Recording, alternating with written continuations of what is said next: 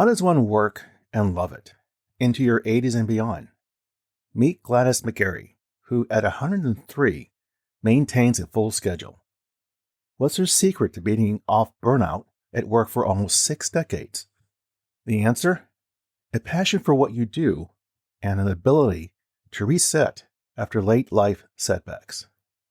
Welcome to That's Life, I swear.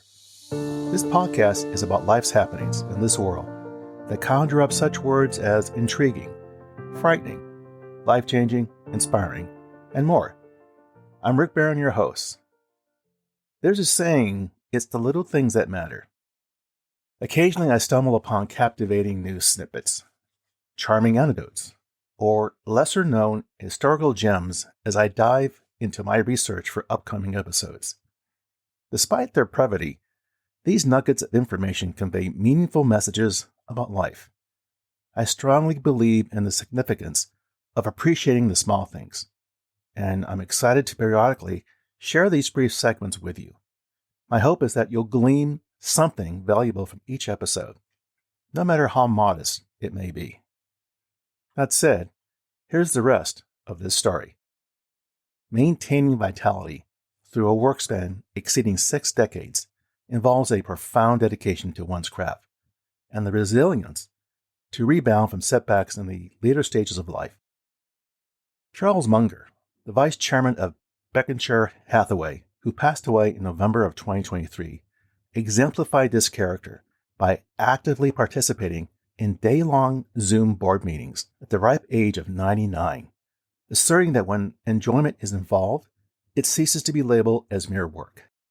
Rosalind Carter, who recently passed away as well at the age of 96 in 2023, transcended the setback of her husband's failed re-election bid to become a vocal advocate for mental health and caregivers. The experiences of these two people and their contemporaries offer instructive insights not only for seniors aspiring to prolong their professional journeys, but also for younger individuals grappling with premature burnout. A recent survey indicates that almost half, or 48% of workers under the age of 30, admit to feeling burnt out, a higher proportion compared to 4 in 10 among those aged 30 and above. Enter Dr. Gladys McGarey, who at the remarkable age of 103 continues to contribute to her field through consultations, talks, and podcast interviews spanning nearly 8 decades in the medical domain.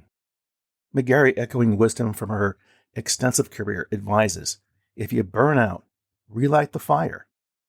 Her journey includes managing a clinic while raising 6 children and establishing a new one right after she was hit in the face with something she wasn't expecting. At the brink of turning 70 years old, Dr. Gladys McGarey found herself navigating a tumultuous sea of change. Her partner of 46 years, now departed, dropped a bombshell on her by asking for a divorce, shattering the stability of both her professional and personal realms.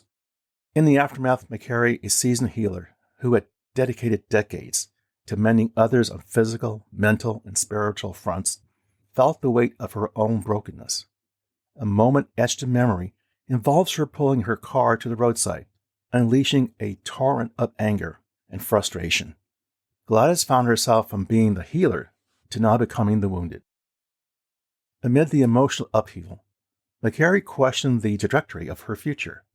And I quote, "Am I condemned to spend the remainder of my days in such screams?" she pondered.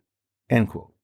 Ironically, it was the very agony that she endured that transformed into an unexpected but profound teacher, guiding her through the labyrinth of self-discovery.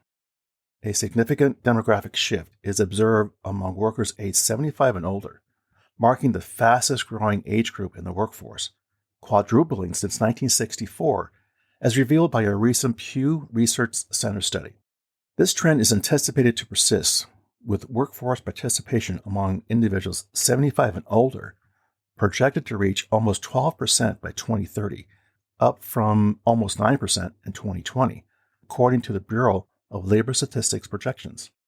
Dr. Thomas Perls, leading the New England Centennial Study at Boston University, contends that long-lived workers often possess a blend of purposefulness and favorable genetics. He attributes 25% of the ability to reach one's 90s to genetics, with the remaining 75% influenced by behavior and environment. The narratives of achievers extend beyond Munger and Carter to figures like Norman Lear, who secured Emmy Awards in 2019 and 2020 before passing away at the age of 101, and Henry Kissinger, who provided counsel well into his 90s and published a leadership book at 99, also passed away in 2023. Sandra Day O'Connor, the first woman on the Supreme Court, remained active even after retiring at 75, contributing to federal appeals courts and promoting civics education until her passing at the age of 93 in December of 2023. McGarey's background as a daughter of medical missionaries, her relocation from India to pursue medical studies when women comprised only 4% of American physicians, and her resilience in the face of personal upheavals showcase her multifaceted journey. Despite enduring a divorce at almost 70 after 46 years of marriage, McGarey turned adversity into an opportunity for personal growth, co-founding a new medical practice with her daughter. Retiring officially from medical practice at the age of 86 did not halt McGarey's contributions. In fact, she continued her work, even traveling to Afghanistan to educate rural women on safer birthing practices. Contrary to the assumption that everyone desires to work in their later years, Dr. Robert Waldinger, a Harvard Medical School professor, notes that some may simply choose not to continue without experiencing burnout. As people age, their ability to discern priorities and let go of less meaningful pursuits becomes more refined. The objective isn't necessarily an 80-year career, but finding purpose in activities during one's 80s and beyond. For many, the essence of work lies in passion, purpose, and love. McGarey, in her hundreds, recently published her memorial and continues to offer life coaching sessions. Conducting an estimated 200 interviews and podcasts, she starts each day by reviewing plans with her son, emphasizing the importance of having a reason to embrace the morning. Residing in a modest home in Scottsdale, Arizona, behind her daughter's house, McGarey's lifestyle incorporates holistic practices, emphasizing nutrition and self-care. Her routine includes maintaining a balanced diet, getting 9 hours of sleep, riding an adult tricycle received on her 102nd birthday, and covering nearly 3,800 steps daily. That's about close to 2 miles. In alignment with those who find fulfillment in their later years, McGarey advocates discovering activities that infuse life with significance, causing our hearts to sing. According to her, this is the key to a gratifying and enduring journey. What can we learn from this story? What's the takeaway? The story about Dr. Gladys McGarey provides several lessons. In essence, the takeaway is that a combination of passion, resilience, purpose, adaptability, and a holistic approach to well-being can contribute to a gratifying and enduring journey throughout one's professional life, even in the later years.